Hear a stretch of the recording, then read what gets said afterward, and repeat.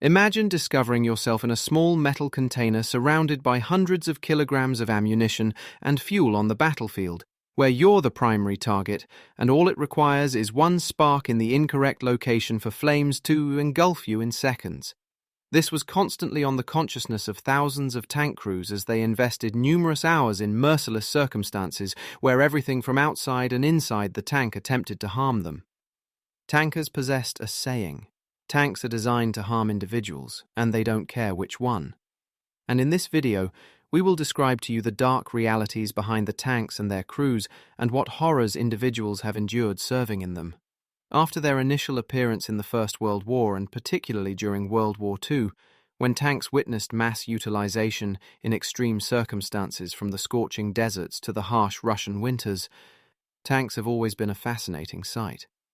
However, when you scratch beneath the surface of the fearless armored machine that destroys everything in its path, you recognize that there is a much darker side to this weapon. They were exceptional infantry support both in offense and defense, with tremendous firepower and destructive capabilities to demolish everything in their way and with armor to repel every assault. Yet on the other hand, they also possessed terrifying flaws, weaknesses, and hazards to their crew. From the moment tanks initially appeared on the battlefield in the First World War, they were nearly as horrible for their crew as they were for the enemy. Engines not separated from the crew compartment generated exhaust fumes and additional heat, and the noise was so deafening that communication inside the tank was almost impossible. However, despite all their drawbacks, the initial tanks possessed some impact on the battlefield in breaking through enemy trench lines. Yet the Second World War would witness the initial mass utilization and development of tanks, as well as the largest tank battles in history. And what the crews of these deadly machines would endure would be, to articulate the least, terrifying. Let's commence with the initial and greatest fear of all tankers: fire. Fire is extremely undesirable in tight spaces when you are surrounded by ammunition and fuel, and simply the contemplation that if your tank is struck in simply a few seconds, everything could be enveloped in flames instilled terror into the crew's subconscious. When a tank was struck, in most circumstances at least some crew members would be fatally injured, and that was terrifying, because then with their bodies they would obstruct the path for any possible survivors. An American World War II veteran described how their tank was struck by an anti-tank gun, and the projectile immediately eliminated the gunner and tank commander. Since he was the loader, he couldn't exit because of his comrades' bodies, but as the flames grew, he crawled under the gun and through the driver's seat and its hatch, managing to escape simply in time before the tank exploded. Another horrific example originates from a British World War II veteran, who remembered for the rest of his existence a situation from the African front when the tank next to theirs was struck and immediately caught fire.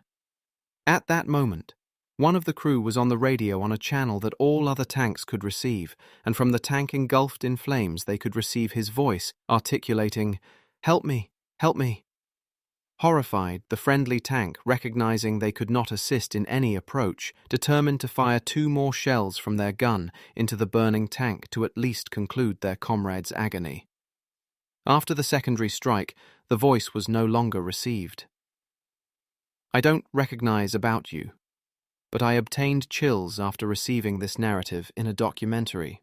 As tanks advanced and developed, so did the methods and techniques to disable and destroy them. One of the initial counter-tank measures were anti-tank rifles, with stronger and larger caliber ammunition, designed to penetrate armor and eliminate the crew inside. A bullet that pierced the armor could ricochet inside the tank, generating a total massacre, or activating ammunition or fuel. Soon after, armor was thickened and strengthened to protect against this threat, and then anti-tank guns were introduced. Besides them, there were various methods of destroying tanks by infantry, such as magnetic mines, Molotov cocktails, and shaped charges. An intriguing fact about Molotov cocktails is that they were initially very effective in destroying tanks because during the rapid mass production, not substantial care was assumed to ensure that the armor plates were assembled well adequate to not permit anything through. So in those cracks between panels or between the turret and the tank body, The flammable, sticky mixture of the cocktail discovered its approach inside the tank and dripped onto the crew and ammunition, and thus a simple weapon like an ordinary glass bottle with a bit of a flammable mixture destroyed the tank. For these weapons to be effective, enemy soldiers possessed to approach terrifyingly close to the tanks, so tanks without infantry support were frequently very vulnerable targets. Due to superior protection, visibility was substantially diminished. The crew relied on the commander, who most of the duration possessed his head out of his hatch and observed carefully, and besides that, the only source of visibility were narrow periscopes, which could frequently fog up or obtain dirty from the outside, further diminishing visibility. Thus, enemies could exploit these blind spots and obtain close adequate to deliver a deadly blow or even climb on the tank and throw a bomb inside, making a tragic conclusion for the crew. Even strikes that did not penetrate the armor could possess a terrible effect inside, as the force of the projectile's impact could generate metal from the inside to detach and fly at elevated velocity towards the crew's face, occasionally generating deadly wounds. An additional horror in World War II for most American Sherman tanks was the gasoline engine. Even aircraft engines operating on kerosene were utilized. Since gasoline and kerosene are substantially more flammable than diesel, these tanks received morbid nicknames from the enemy, particularly from the Germans, who designated them after famous lighters whose advertisement was that they always ignite on the initial attempt.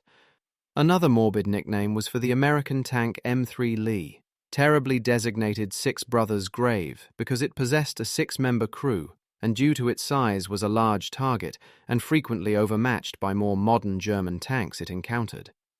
Unlike the Allies in World War II, the Germans possessed variations of anti-tank shells that were designed to ignite inside the tank after penetrating the armor, thus substantially escalating their lethality. Besides direct strikes from anti-tank guns and rifles and various infantry methods for their destruction at close range, rocket systems for infantry such as bazookas, Panzerfausts, or today's recognized RPGs were developed. These innovations provided a single soldier the capability to destroy a war machine like a tank from a beneficial position or ambush with relatively simple weaponry.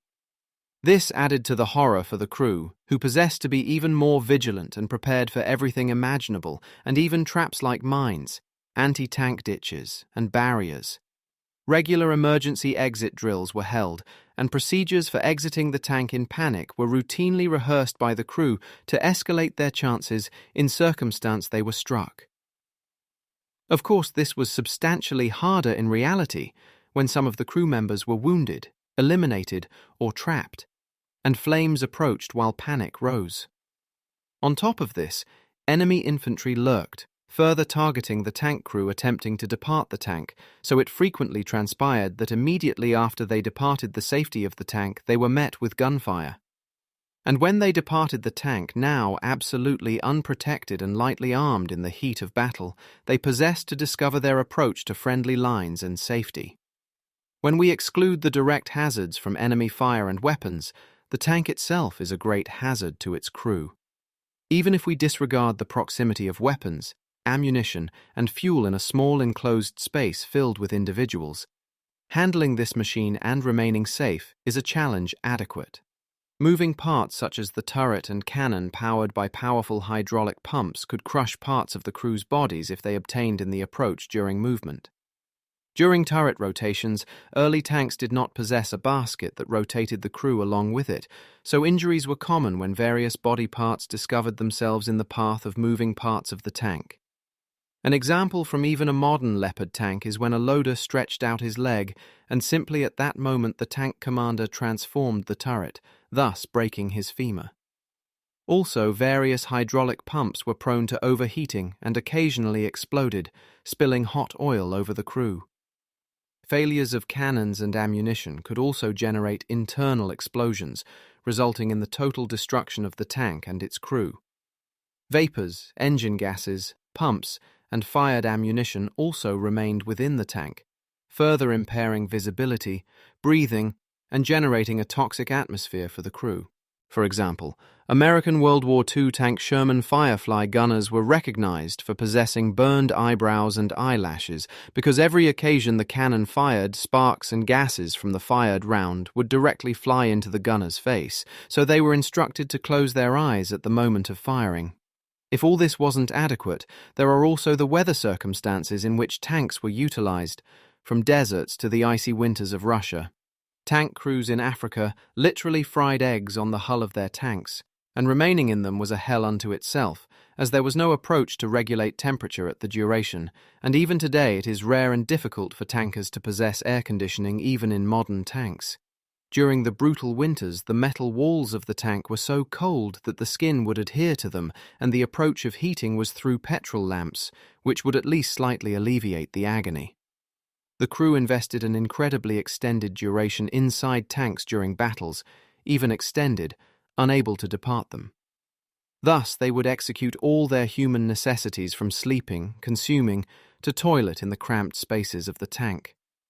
The toilet was frequently a bucket or an empty ammunition container, and soldiers rarely possessed duration and approaches to bathe and maintain personal hygiene, so the inside of the tank was frequently filled with horrible smells. Additional hazard was exposed to commanders who invested most of their duration standing in the tank with their head outside to observe the battlefield, because as they articulate, it's substantially more hazardous what you can't witness than positioning your head out. Their task was incredibly mentally demanding, as they were responsible for the entire tank and crew in constant communication with both the crew and other tanks, other battlefield participants, and command. It's intriguing that today, although tanks have substantially evolved and their protection and protective systems against various threats have evolved, alongside weapons designed to destroy them have evolved as well, so being a tanker is simply as hazardous even today. With various modern systems, rockets, mines, drones, and ammunition designed to penetrate any existing armor, it's difficult to protect oneself on the battlefield. However, tanks also pose a great threat to their enemies with their substantially escalated range, precision, target detection systems, cannon stabilization systems, and the capability to fire while the tank is moving, greater firepower, and more destructive ammunition. In short, it's fascinating how substantially human technology will advance in the aim of destroying each other and also in protecting from the identical threats. What's your opinion on this fascinating piece of military hardware, and do you contemplate tanks will eventually become redundant on the modern battlefield? Also, I wonder if any of you would be brave adequate to endure all the dark sides of tanking as numerous individuals accomplished during the world's greatest conflicts.